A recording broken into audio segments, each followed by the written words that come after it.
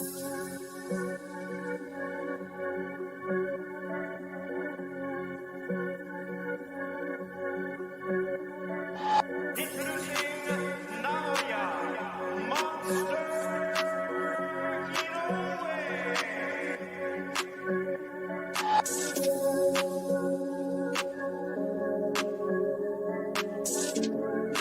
reached the no fanboy zone.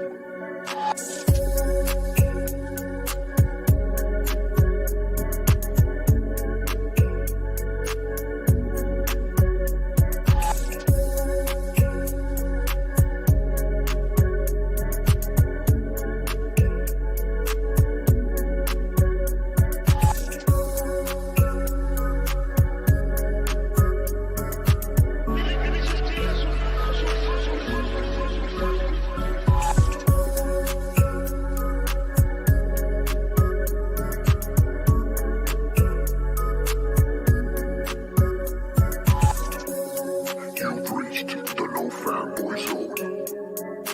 It's ferocious. I want your heart. I want to eat your children. Praise be to Allah.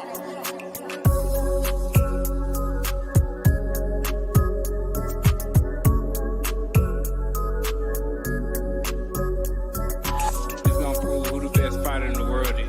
It's gonna prove who the best fighter in the world is. It's gonna prove who the best fighter in the world is.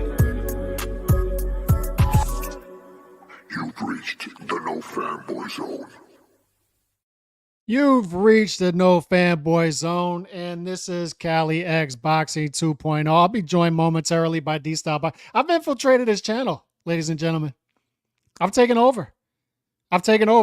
This used to be D-Style Boxing. Now Cali X Boxing has taken over D-Style's channel. I've taken it over. It's mine now. Just kidding. He'll be joined momentarily. Joining us momentarily. You've reached the No Fanboy Zone.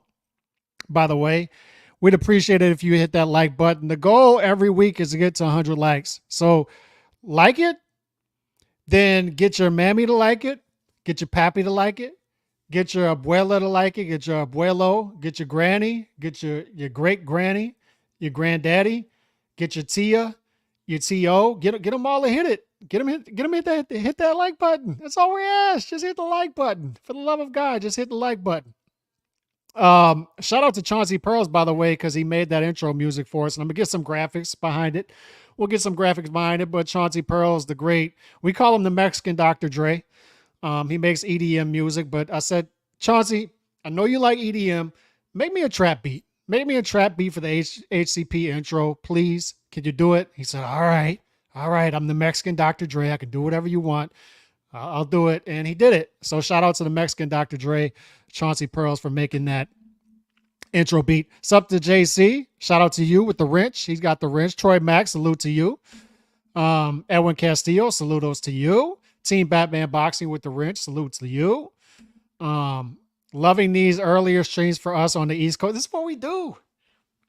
We make everybody happy. East Coast, West Coast, Central Time Zone, Mountain Time Zone, whatever time zone you're in, the UK time zone, Japanese time zone, Australian. So we make everybody happy. And we try to do it at the right time. You don't catch it in the live, catch it in the archive, and hit that like button if you do. We're just making everybody happy. That's what we do.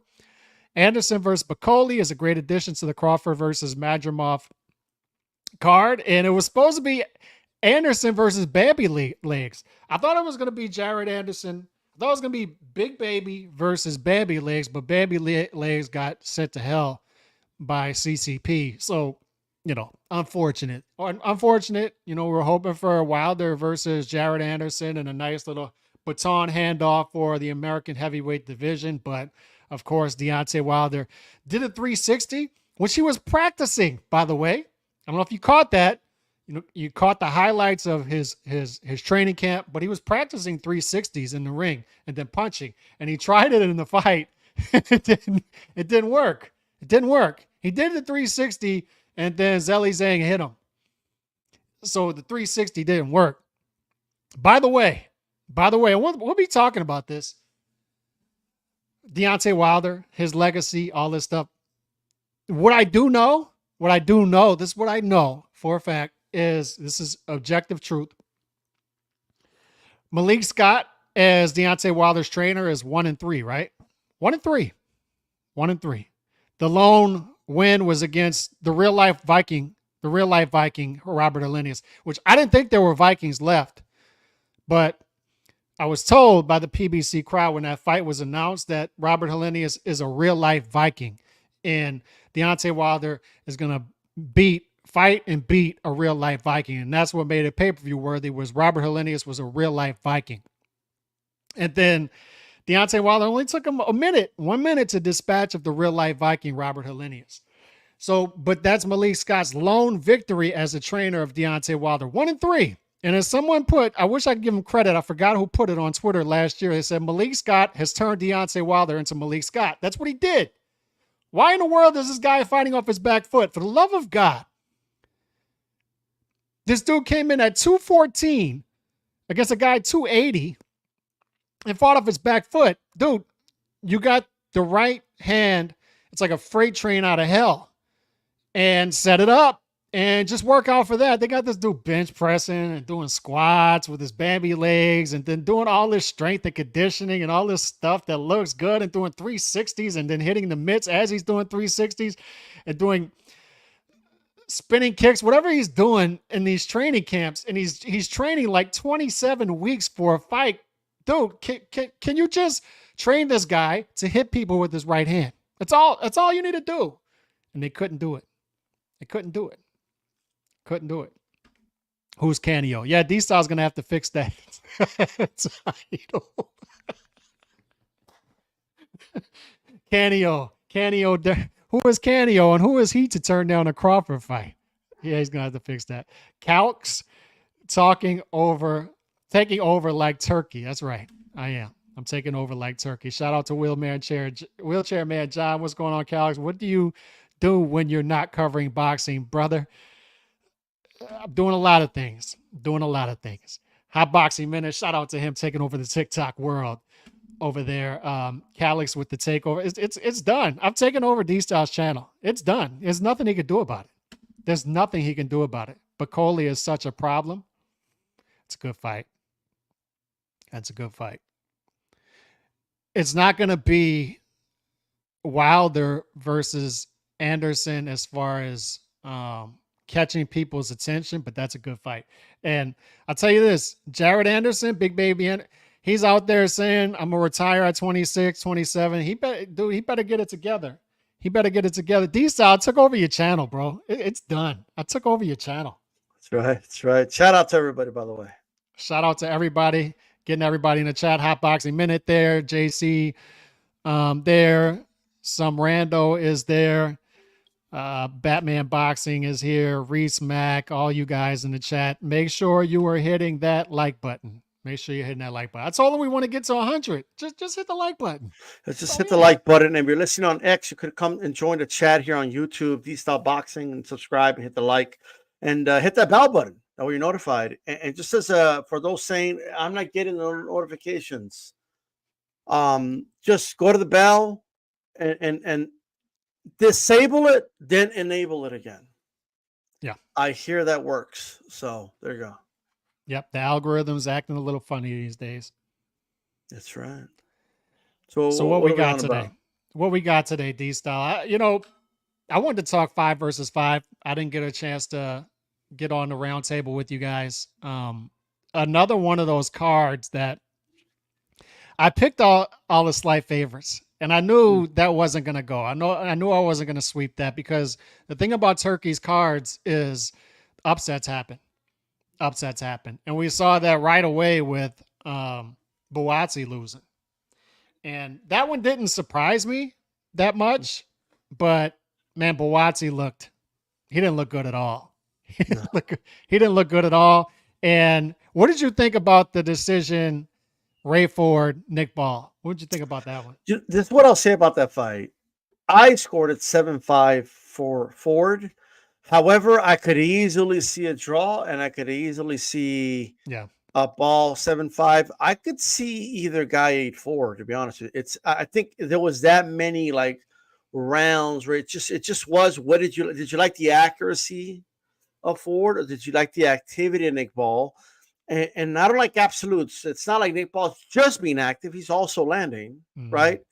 And Ford, it's not like he's not throwing. He's not throwing as much as Ball. So it's just one of those weird things. I thought it was a tale of two fights. I thought the first half of the fight was Ball's fight, and it's just a matter of how many rounds do you think Ford snuck out with in those first 6, and then like the second half of the fight, it's definitely Ford's fight. It's a matter of how many of those rounds you think Ball got away with, right?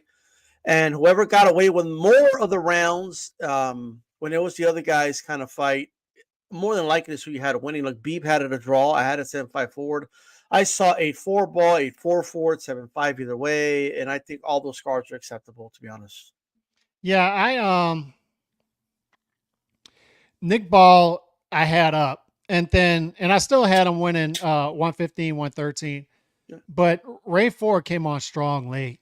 He was just, to me, he was the more technically sound and was landing the more efficient punches. I just like Nick Ball's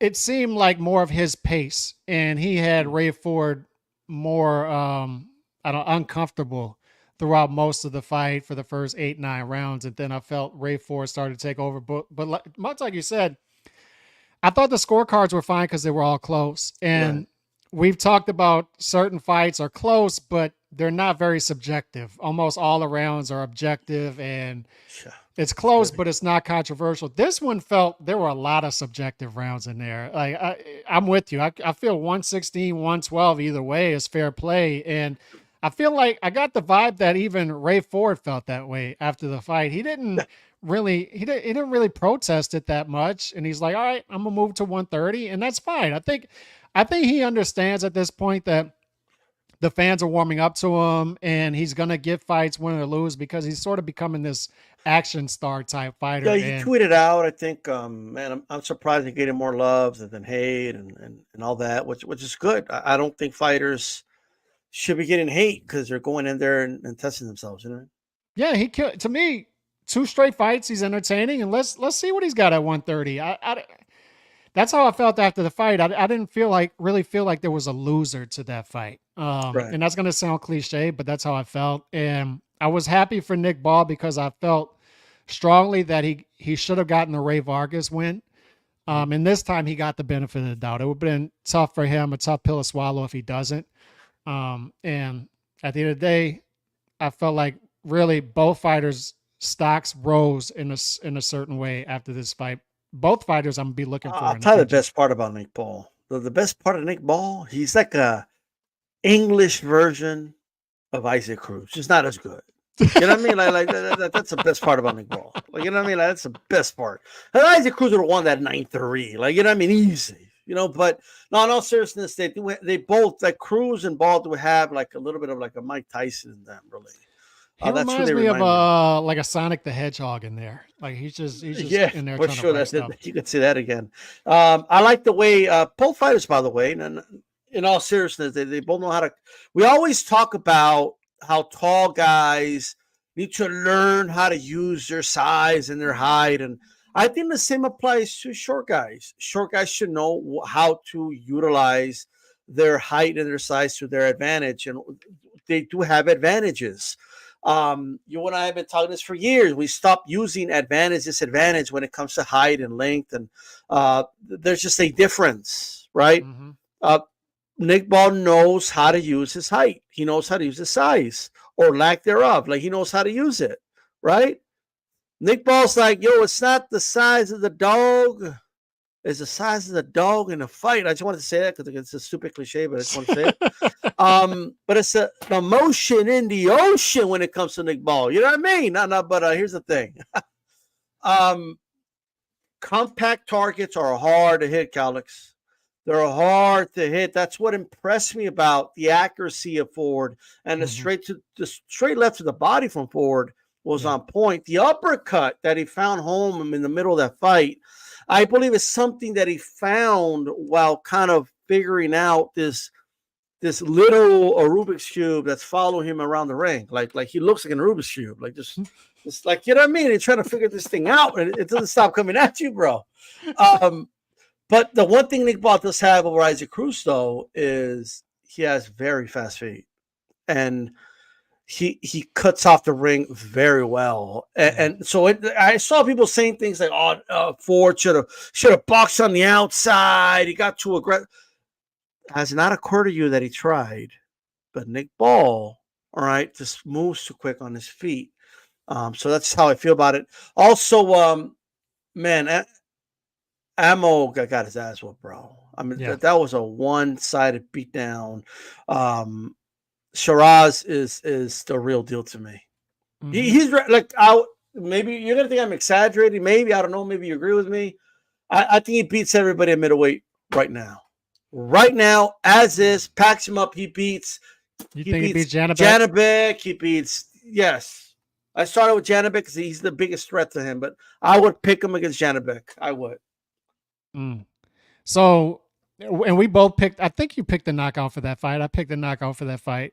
And I bet it in the parlay.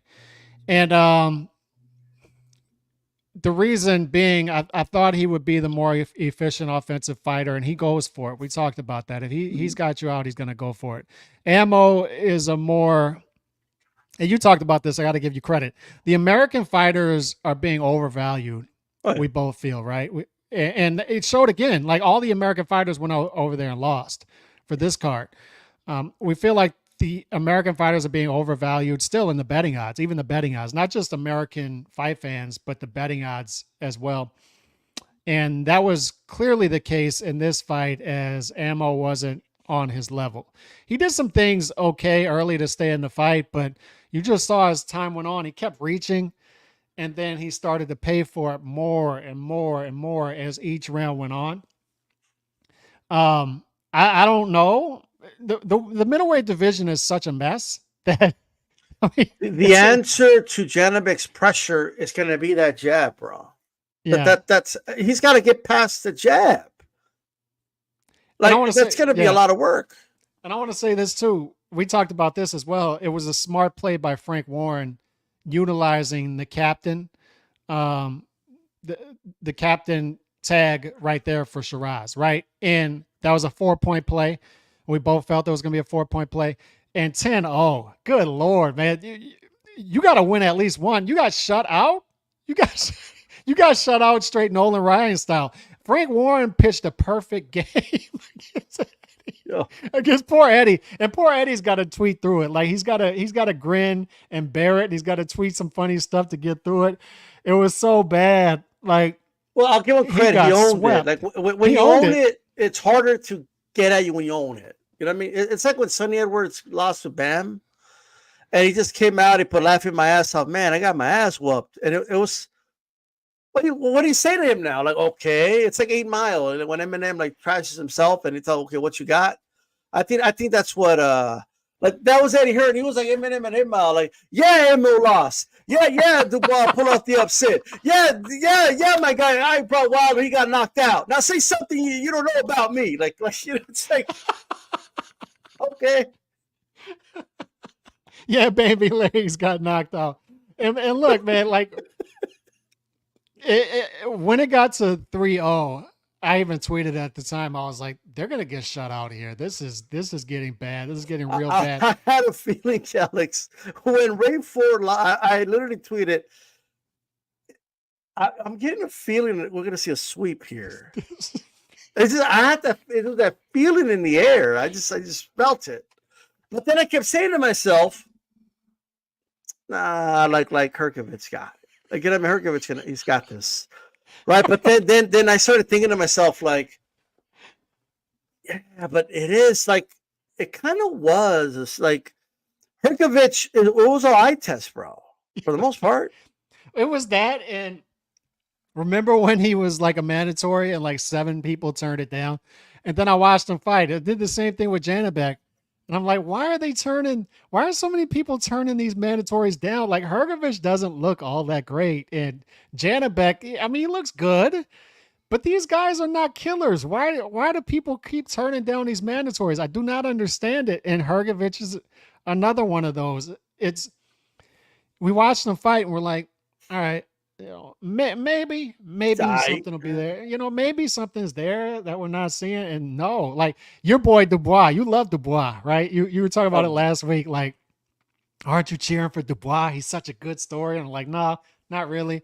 But he is becoming a good story because he's fighting the fights and he's getting out of that, right? And now he's becoming a name through simply fighting the fights. And now he's working his way up the rankings and into even bigger fights just by fighting the fights. And I felt he made a good account for himself in the Usyk fight, and now he's got something. I'm telling you right now, I was watching that fight, and very early, actually, by like the end of the third round, bro, I was like, yo, Hrgovic is like huffing and puffing here, like a little too hard. It's only been 3 rounds. And he's winning the fight, but I don't see Dubois like slowing down or anything. Like this isn't a good sign.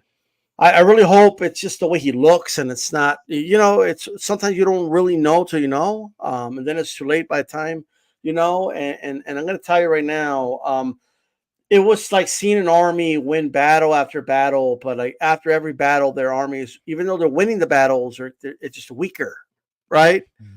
And they're running out of supply, and they're running out of bullets, and they're running like whoa, we're winning the battles, yeah, but we're running out of shit here, right? We're running out of fuel, we're running out of food, we're running out of bullets. He ran out of everything, bro. He ran out of answers, and Dubois he started to fire away. And you know what I think it was? The reality is this: Dubois has been active, and Dubois he's a guy that learns from his losses, and those losses brought him experience. Yeah, he got beat up by Usyk, but guess what? That gives him experience, right? You still learn from the guys that beat you, right? You learn something from it. He learned something from the Joe Joyce fight.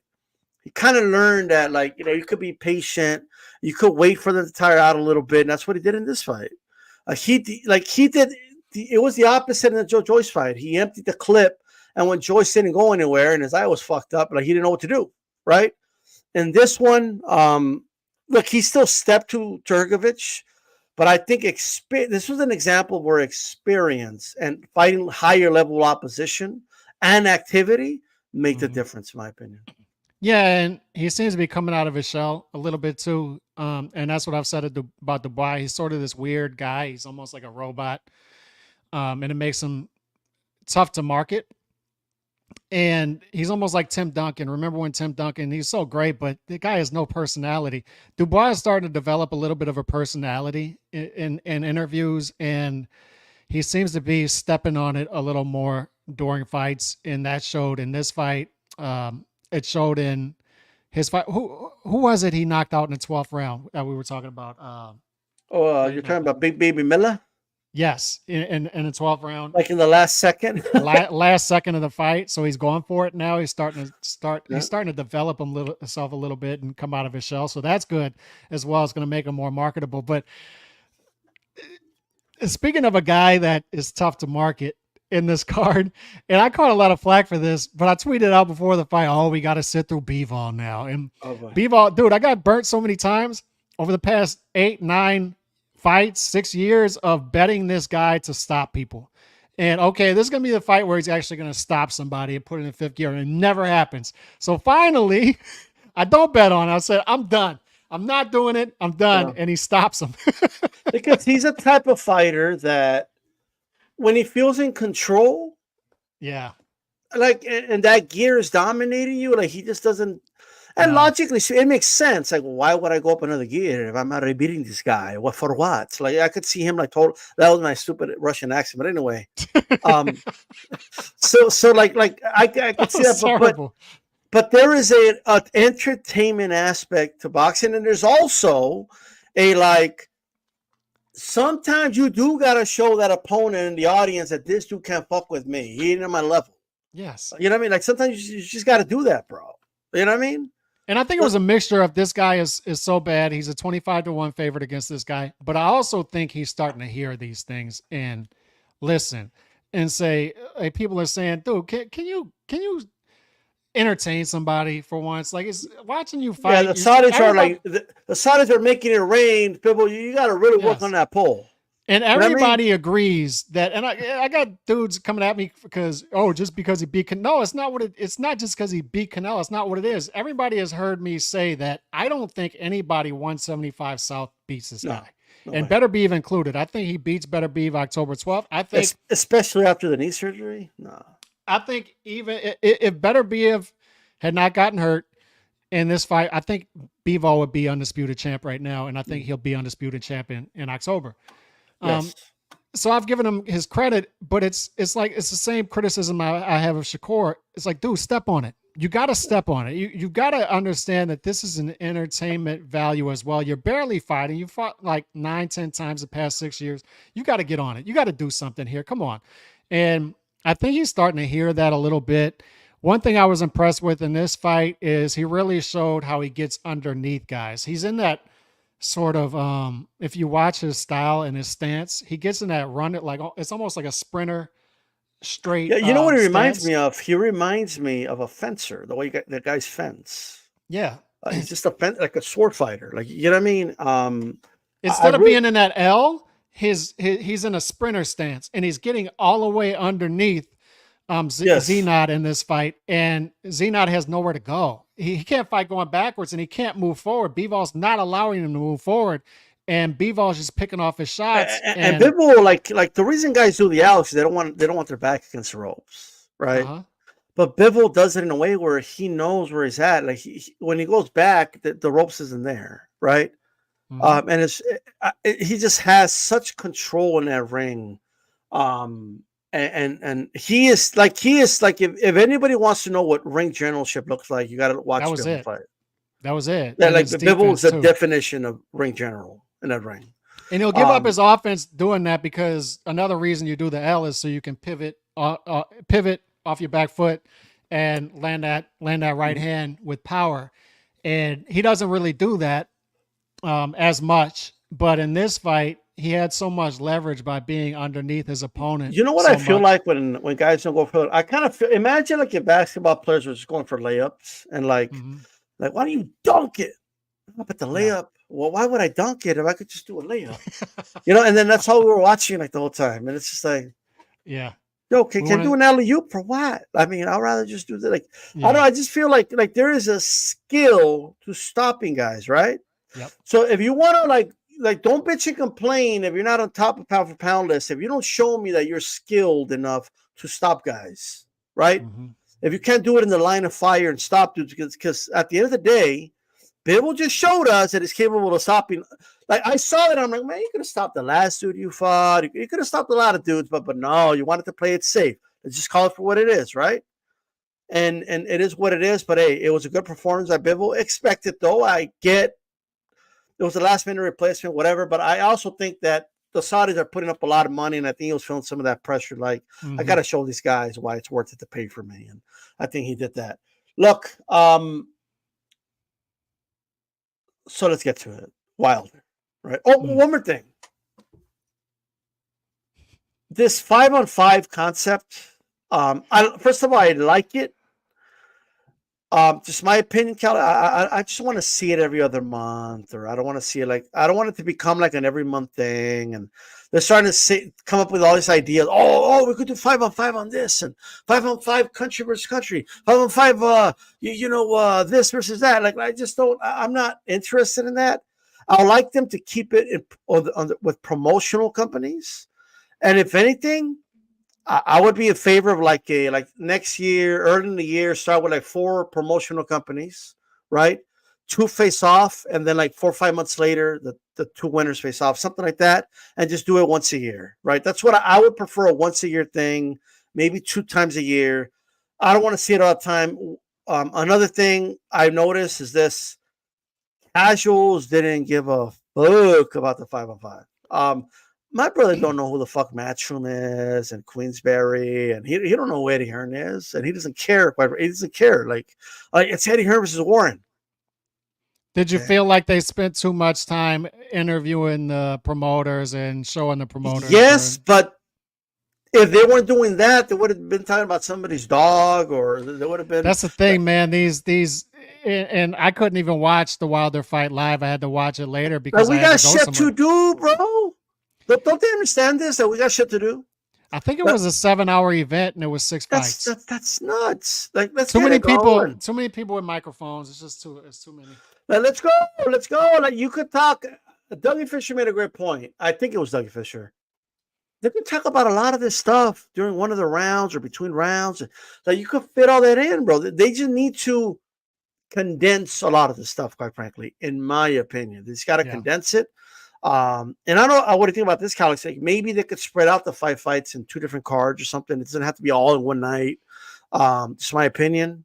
You know what I mean? But we'll see. But hey, you know what I mean? It is what it is.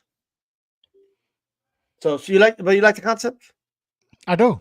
And I don't have a problem with putting it all on one card, but they need to streamline it. And we were out at the beach house, and I was actually shout out to Dustin Poirier. One of his cousins was at the beach house with us from down here too, because he's from Louisiana. Oh, that's cool. Okay. So tough night at the beach house. But as we're watching the UFC card that night, it really is obvious how much better Dana White runs a show than a lot of these boxing cards. Do you think he has an advantage because some of those UFC cards are like 3 rounds, 5 minutes, which is like 15 minutes at the most for a fight? Yeah, but the thing is, in between fights, they get to it. It's like 5 minutes later, they're in there, and there's no anthems, all that stuff, but they'll have like a 5-minute segment in between, and then they're into the next fight. They're in the ring walks already, and there's not grand announcements of the ring walks. The guy just start walking in, and then we get right. They're not interviewing Dana White every other segment. Dana's not there with the mic too. You know what I mean? Like, the pacing is way better. Let's get the promoters off the mic. Yeah. Anyone should be holding a mic in between. Like, go sit down, dude. Like, you know what I mean? Hey, Nando, I thought the 5-on-5 was dope. You want UFC style cards? You got one. Hey, I agree with the Calix. It's like even if you don't like the whole 5 like promoter, like any excuse to give us a great fight card, I'm for it. Like, you know what I mean? And I mean, if you look at the betting odds, it looked like a UFC card as far as the betting odds. I'm all for it, and it's really fun as a like boxing. This is me and Calix right now. Watch. This is me and Calix right now. Talking to you guys about the 5-on-5, what you got to do. You know what I mean? I'm just saying.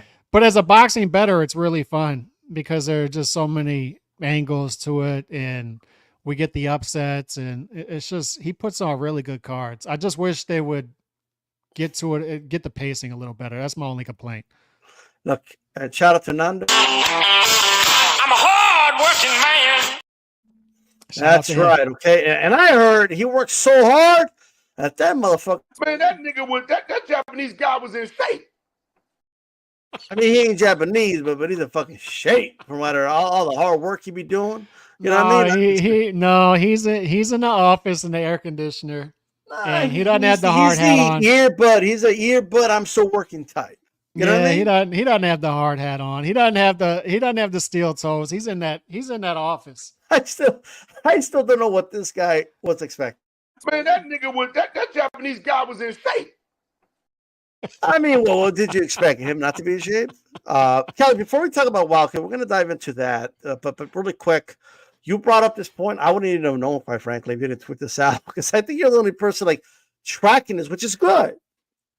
The Japanese, after, the British have been waiting a long time to get to us, right? Ever since the independence and everything, and we beat them up and kicked them out, right? Although, I mean, it's not necessarily my ancestors, but still, right? The United States. But nonetheless, finally, they got to the U.S. They managed to hook up Japan, and now Japan is number one. Because you know what I heard about those Japanese?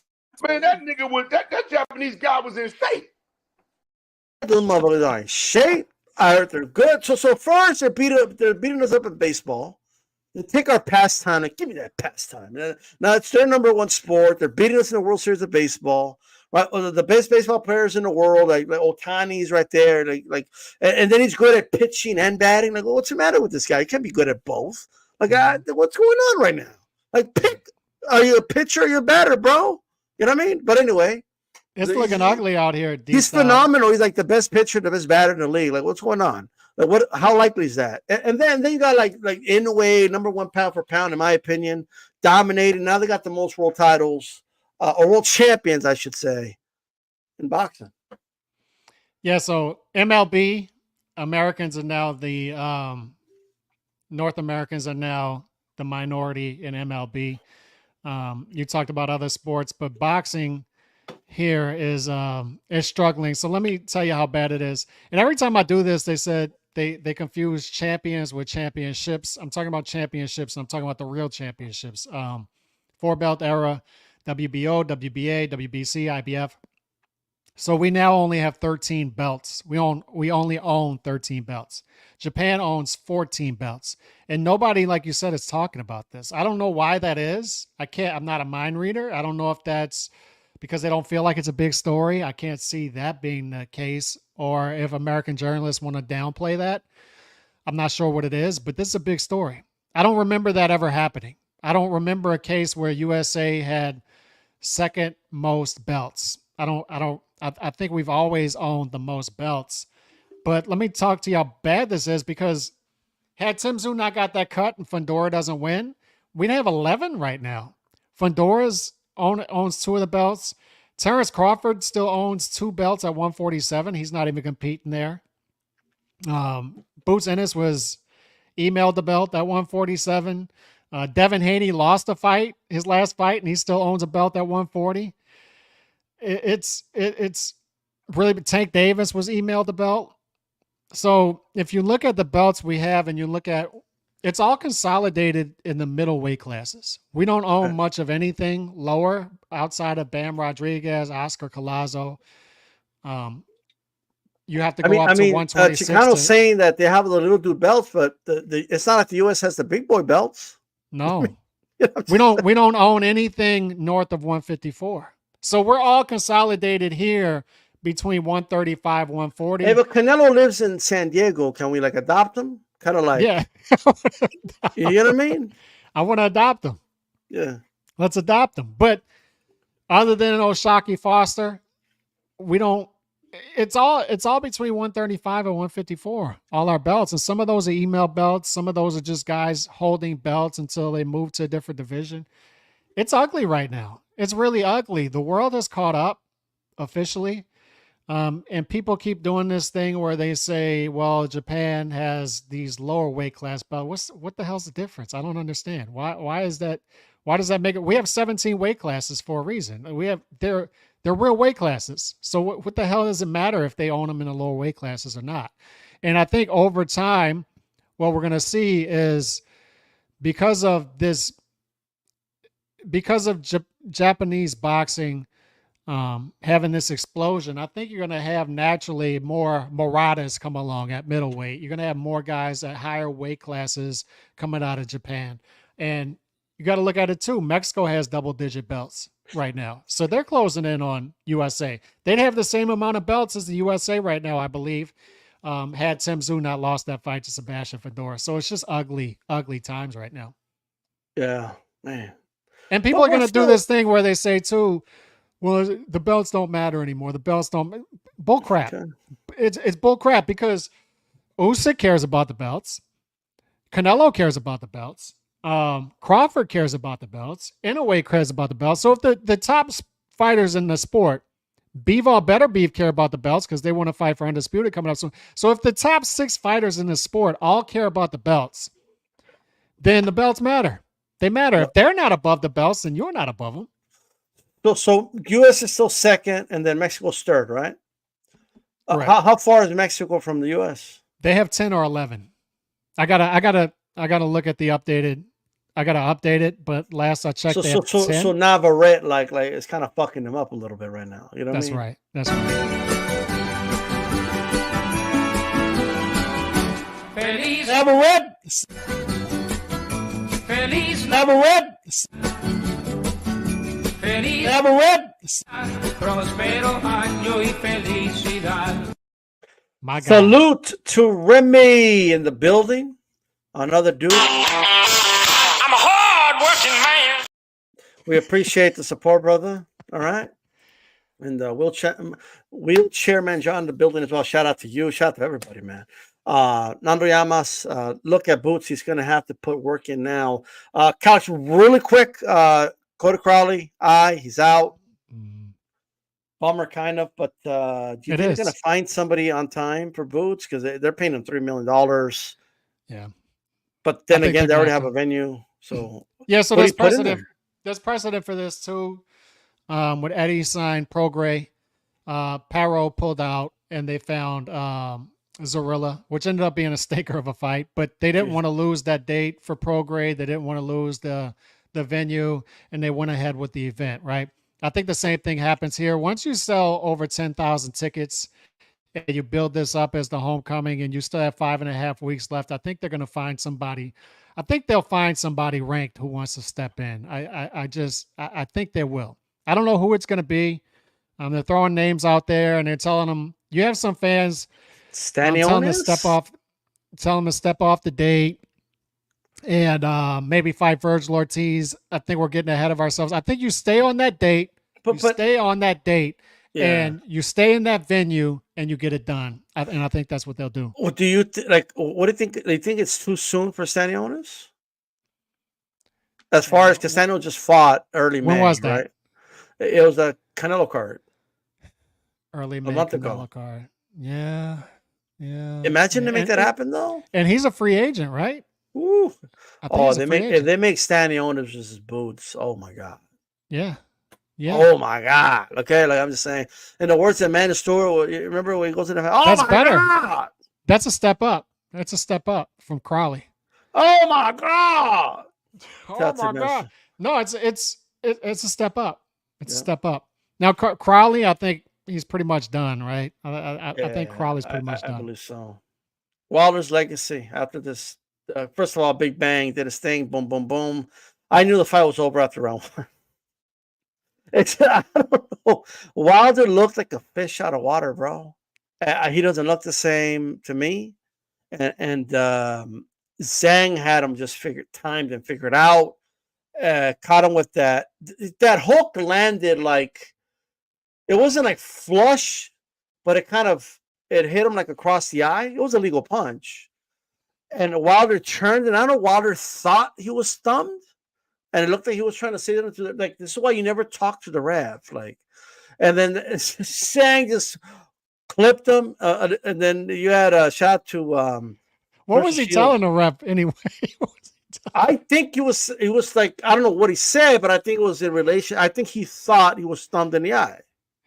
Remember when we were talking about last week about how Wilder was doing that weird thing where he's doing 360s? And you think that's what it was? You think he did like a 360 move?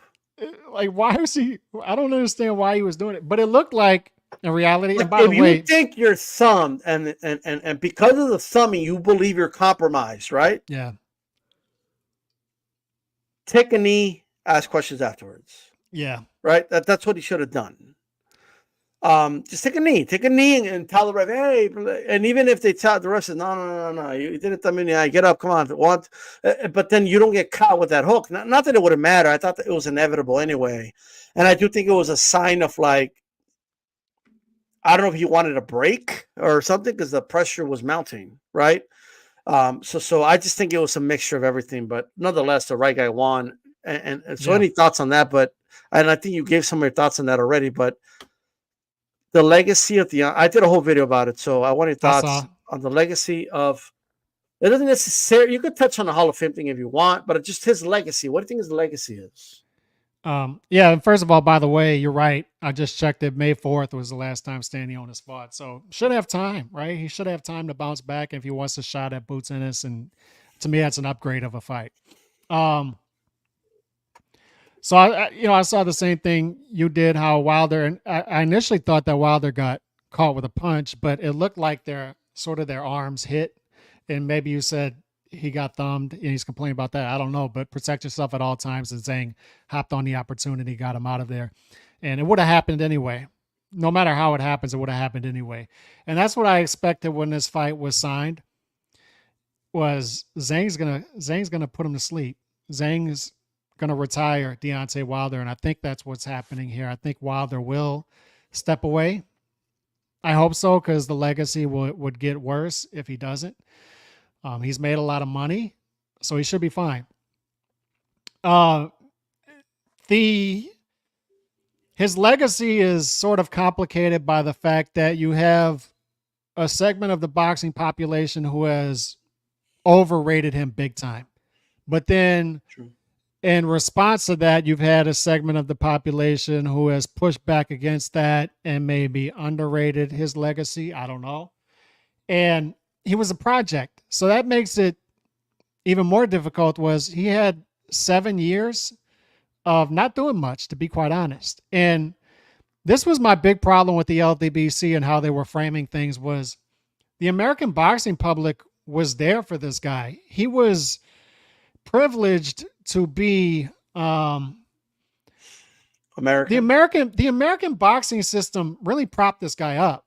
He gets there, and look, man, I'm not going to go into detail about this, but being from New Orleans, we had a fighter down here who was robbed in the Olympic trials twice against Deontay Wilder just to get this guy to the Olympics. Then he gets there, and they wanted him there because he had a great story with his daughter, and they knew about his right hand, and they know he's a project, and if they can dust him up, and if they could turn him into a more technical fighter, then they have something as far as a heavyweight prospect.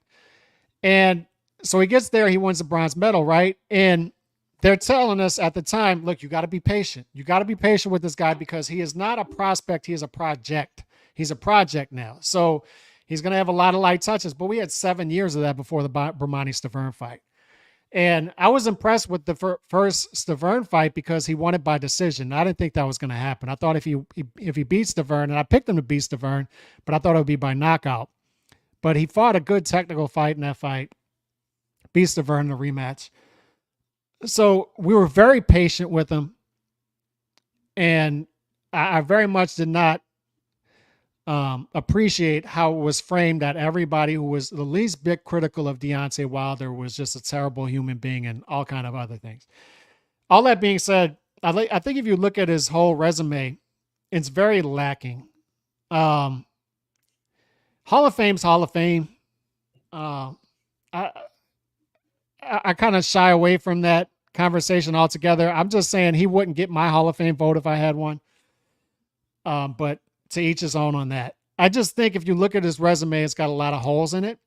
And his biggest wins are Luis Ortiz twice, Bermani-Stavern twice. And that's really it. Tyson Fury fights. I do believe that was a cherry pick gone wrong. I do believe they stayed away from Anthony Joshua, could have fought that fight for more money, and went towards Tyson Fury. And I think that was a cherry pick gone wrong. And he loses that trilogy badly. Good fights in that trilogy. And that could be your argument for him to make the Hall of Fame, right? Is they could use the Arturo Gatti clause. Although I don't think he had the impact on the sport that Arturo Gatti had. They could try to use that clause to get him in. That the resume is not that strong, but he was in multiple fights of the year. The third Fury fight and the first Ortiz fight in particular. The first Ortiz fight was an awesome fight. Phenomenal fight. Action fight. So he's in 2 fight of the year candidates. He has the right hand. He's an exciting fighter to watch, but just so many flaws, and he doesn't have anywhere close to a resume of a great fighter. It's just not there. I would argue he was never a great fighter. That would be my argument. And he never became a great fighter, even in a historically bad division. Well, that's going to be part of my point. It's a historically bad division, so not many guys in this division have great resumes, is what I would argue, quite frankly. Yeah, but look at his top peers. There's a reason why a great fighter like Usyk could jump to this division and boom, boom, he becomes undisputed in a couple of fights. And it's against supposedly the top dogs of this division, right? Beat them both. I mean, he's 3-0. They had 3 cracks at him, and he clearly beats the guys 3 times in a row. These are the top 2 dudes. Yeah. Right. So my thing is this: I don't have any issue with someone saying they don't believe Wilder belongs in the Hall of Fame at all. I believe it's debatable. I don't, and I believe someone has a right to say I don't think he belongs.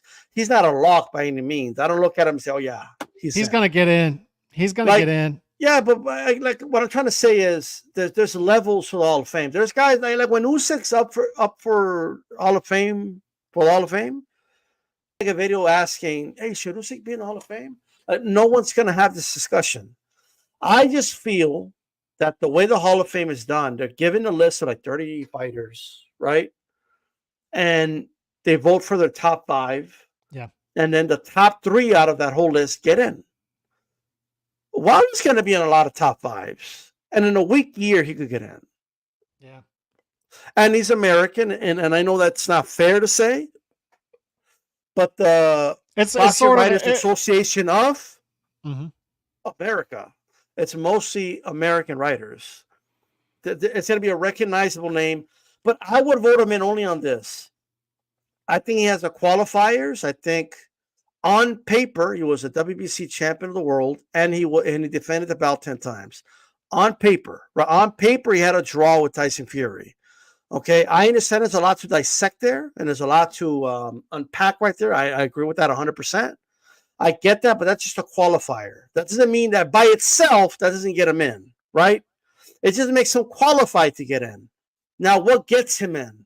I do believe I only have 4 fighters, Calix, post-Klitschko era that I would get in. 4, that's it. Heavyweights. Usyk, Fury, Joshua, and Wilder. That's it. Those are the only 4 guys I would get in. Wilder is the weakest one of those 4, but I still think he makes the cut. And I'm only saying that for people that say, "Oh, if you let Wilder in, you let anybody in." Well, that's not true, because that's only 4 out of thousands upon thousands of heavyweights that have participated in the sport of boxing in the last 10 years or so, right? Yeah. Only 4 get in. And I think with those, and the reason the qualifier is important, because I understand somebody might turn around and say, "Well, then get Jake Paul in there then." Okay, what are Jake Paul's accomplishments in boxing? Yeah. What are his qualifiers, right? I just think he had an impact on the sport. He was a significant part of boxing for the last 10 years or so, for better, for worse. And I do think he brought excitement to this division that otherwise was very lackluster. And I think he was a major part of, the heavyweight legacy of the last 10 years. It's my opinion. And I think that's good enough to get him in. So, first of all, I think 4 is too many of modern heavyweights. I would also argue that his impact is greatly exaggerated. What about 3? Because Usyk technically, I'm going to use what you all say about the pound for pound list. He's not really a heavyweight. He's a cruiserweight that moved up to heavyweight. Yeah, there's no doubt in the post Klitschko era that there were 3 heavyweights that people were mostly paying attention to, right? Fury, Joshua ended up being the main one, and then Wilder. But to me, Joshua was an easy case to make, because you look at the overall resume, and then you look at the fact that his 2 biggest peers of that era didn't seem to want to step in the ring with him. That would be my argument anyway. But I think his impact is greatly exaggerated. And why do I think that? I think it was a project from 2008 to 2015, number one. We're very patient with him. So his whole run is basically based on 3 to 4 years, 2015 there's no doubt, 2019. Look, there's no doubt that he was a protected fighter, and there's no doubt that even Roberto Diaz, who was his matchmaker for years, said, like, we were very early on, we saw some scares, and we kept him away from punchers, and we had to kind of develop him. But like, that's just, it is what it is. There's nothing we can do about that. I just feel like certain fighters get the benefit of the doubt too much, and even after their careers, I don't think his impact was that great. I got to be honest. Like, do you walk around America and people are all of a sudden talking about the heavyweight division because Deontay Wilder? I don't get that vibe. So all I'll say, Alex, what were his pay-per-view? What was he a pay-per-view attraction? Like, to me, this would be my argument. All of the great, powerful American heavyweights throughout history, guys who knocked other fighters out and were seen as knockout artists, were huge pay-per-view attractions and were very marketable. And Wilder had everything there for him, and he had the wind behind his sails. Well, this is what I'll say, though, and it never got there. It never got there. I get that, but a lot of the guys you're mentioning are like Hall of Fame locks. They're like first ballot locks. Like Tyson's a lock. Like, you know what I mean? Like that's like an obvious. Like, of course you get Tyson in, right? I'm not saying he's at that level, but what I'm saying is, at the end of the day, you know, the Fury fights, I mean, did pretty good. I mean, it still holds a record for the highest gate for heavyweight title fight. I mean, I think that I get that inflation plays a role in that. I get that. But I still think he had a big enough role, and he has the qualifiers to sneak in, is all I'm saying. I think he sneaks in with a weak class. I do. Maybe so. So would you be outraged if you got it? No, I'm not outraged by any of it anymore. It doesn't really have a meaning to me. Hall of Fame. It really doesn't. I don't focus on it. And I think the voters are very flawed. I think the whole system is very flawed. That makes sense. To me, it waters it down to me. And I think as you age too, it means less to you. To me as a kid, it meant more to me because these are my heroes getting in. Now these dudes are younger than me. I don't get. Yeah, that makes sense. I'm more jaded. I don't know. But I will say this. I just think, regardless of how easy you may or may not feel, the reality is 1/10 of fighters actually get in the Hall of Fame. Like it's still like it's hard to get in the Hall of Fame than it is to become a world champion or a unified champion. Oh yeah. That's all I will say. The problem too is, and you touched on it, BWAA, Boxing Writers Association of America. So it's very, and it's in America. So it is, and there's a lot of great Japanese fighters, and there's a lot of Latin fighters and then you have like you know, some great British fighters even, you know, that didn't get in. Eubank. So then it's like, what is it? And you pointed out on your channel yesterday, Hall of Fame. It's fame. So that kind of waters it down a bit to me too. Is this isn't just on accomplishments or impact? It's something else too. I do think accomplishment. You still need the qualifiers to be qualified to get in. Mm-hmm. But I do think impact and relevance. Like to me, like I'll be honest, bro. Like a Naseem Hammed's on the ballot, I get him in. Me too. It's Prince Naseem Hamed. Like, you cannot deny the impact this dude had for the little dudes and all that for boxing. Yeah. But look, two quick things before we wrap it up. One, I did notice this, and you touched on it briefly. And I did say last week we're kind of overrating the American fighter. They're being anointed automatically. And I'm always seeing all these. I'm tired of the excuses, Calix. After every single time an American fighter gets thrashed and beat up, we got to hear all these excuses that would not be tolerated if foreign fighters said this when they fight here, right? Mm-hmm. Oh, you know, Fulton lost because it was in Japan, but if they fought here, Fulton would easily beat him. What do you mean? Like, and then like Amma Williams gets destroyed. Oh, Amma Williams, he wasn't ready. And look, I love Shock Foster, but obviously he's your friend, and obviously you're caping from. But then the people were wondering, like, "Whoa, did he have an injury? What was going on? He wasn't mentally ready." Like, well, that's his problem, bro. Like, what do you want? like, you know what I mean? Like, it's whatever, bro. And then you had Kermel, like, oh yeah, Ford, he's way better than Ball, but he just didn't fight the right fight. If he would have done X, Y, and Z, he would have easily beat him. He's a much better fighter. Like this whole like we're better fighters, and if we lose, it's not because the better man beat us. It's because we didn't fight the right fight, or something's going on, or it should have been in America. Wilder lost because he left America. He should have stayed here. Like. No, he lost because Zhang was better, and that's it. He knocked him out. That's why he lost, bro. It's just, when did all these excuses become the American way? We were never like this. Muhammad Ali left the country all the time, and he would prove to people why he was the best, right? Under all circumstances. We go to the Olympics. We get the most medals, no matter what fucking country it's at, all right?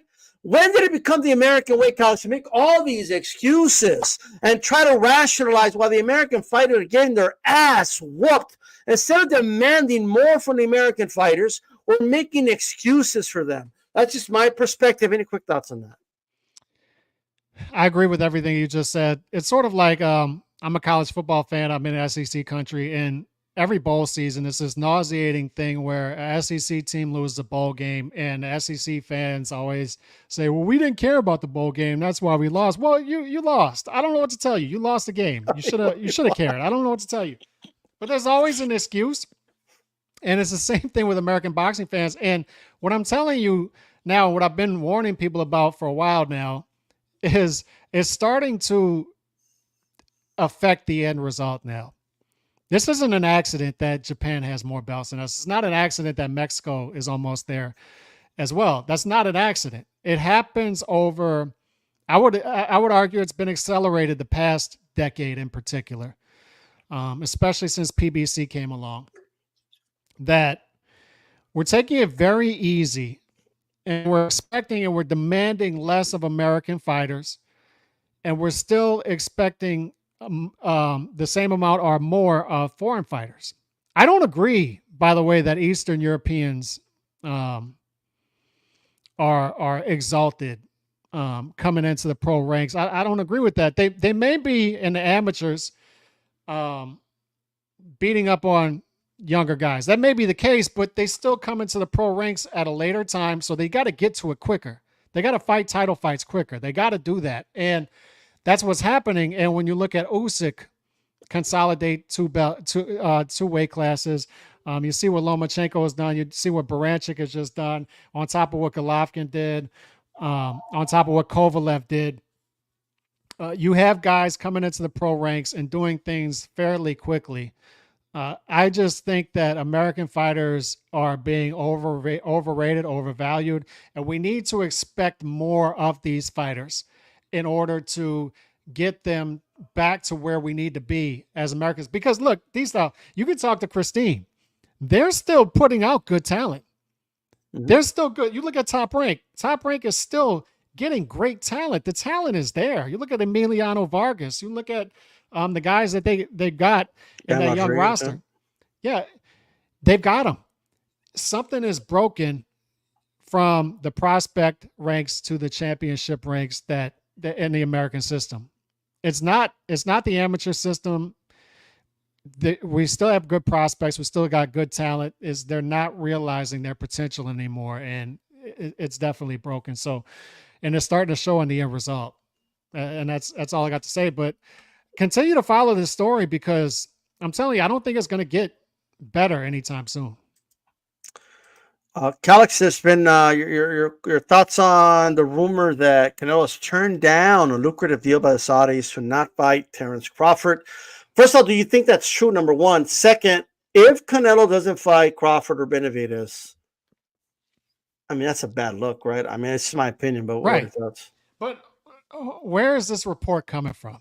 Because we always got to consider the source. So I saw it yesterday too. It didn't seem to be coming from a credible source. So I would say hold off on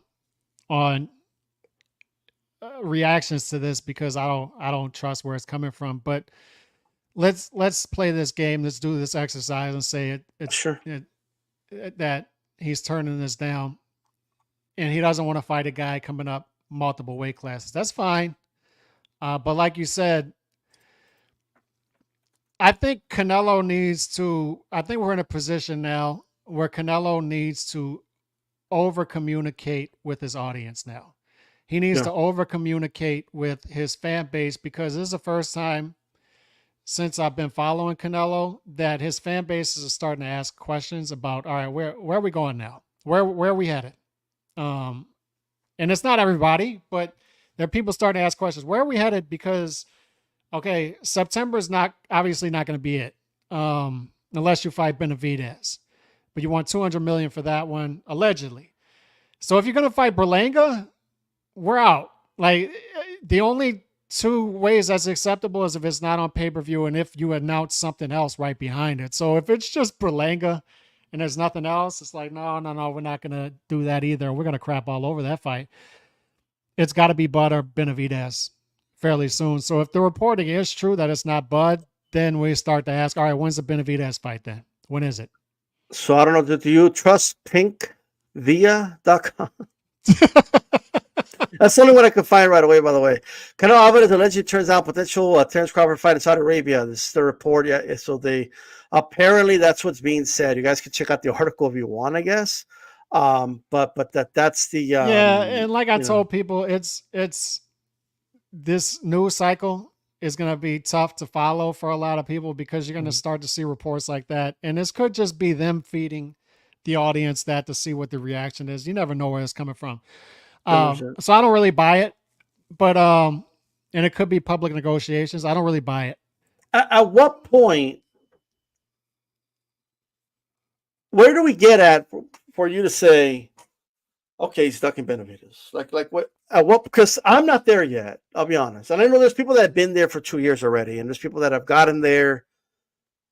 At what point is it okay? You know what? He's stuck. Like, at what point does it get there for you?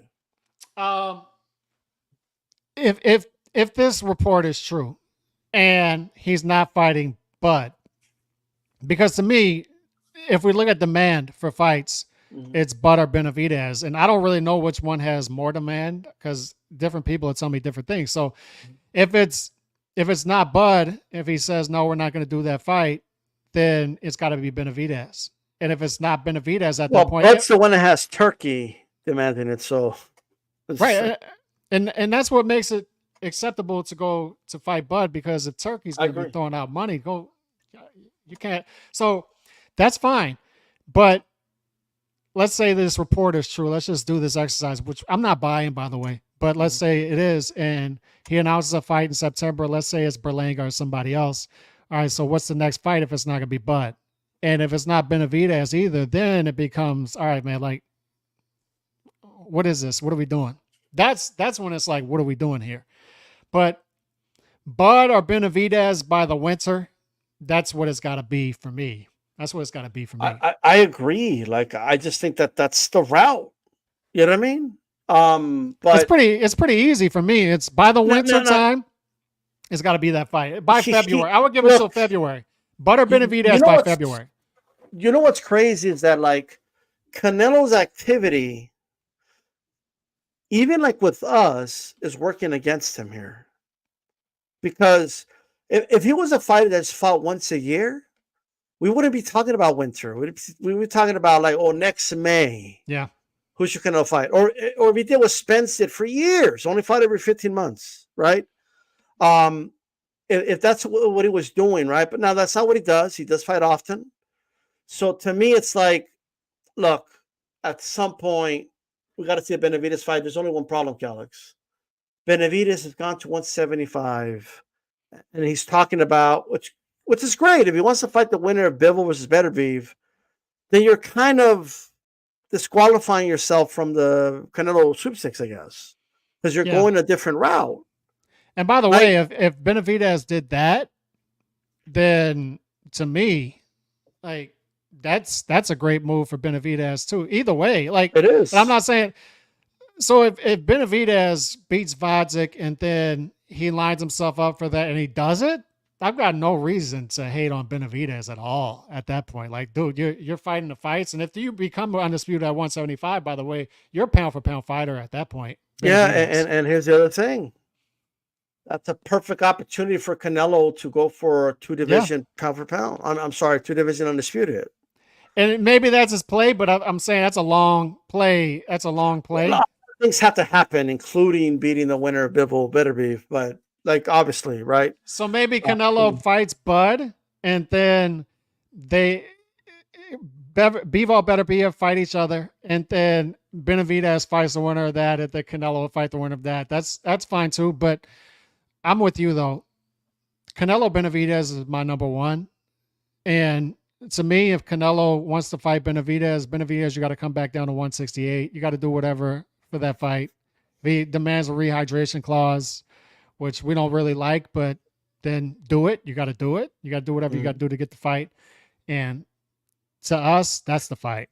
I'd love that fight. I think the communication is to get better. I don't think the messaging has been good, but you know what?